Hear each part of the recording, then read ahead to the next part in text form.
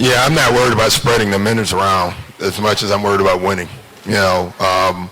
And if we can do both, that's great. It's a long year, so you want to preserve certain guys, obviously, through the year. You want to create an identity about your team at some point. And so that'll be the job, though, for sure, just figuring out who fits. I'm not worried necessarily about spreading minutes. Some guys will play, some won't.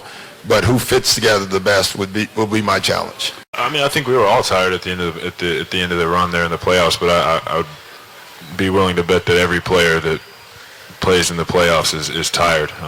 So that's not really an excuse. And as far as the depth, I mean, that's a huge help. When you look down our roster, you see guys that can really go and they can play, and not really a guy that just plays one position. You have Lance who can create plays. He can score. He can pass. He can defend. Josh Smith who can do the same thing.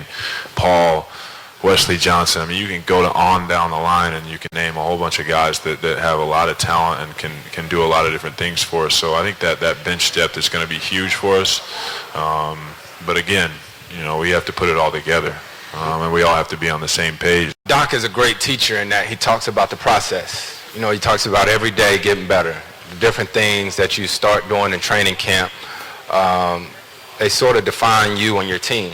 If you shortcut it early in training camp, then in the fourth quarter, in a game in the playoffs, then that's just sort of who you are. So I think for us, it's about, like I said, continuing to build our team, our trust, and making sure that everybody in our locker room is on the same page and ignoring all the outside noise. My motivation is only for us to win a championship. And anything else I'm not concerned about, I'm not worried about.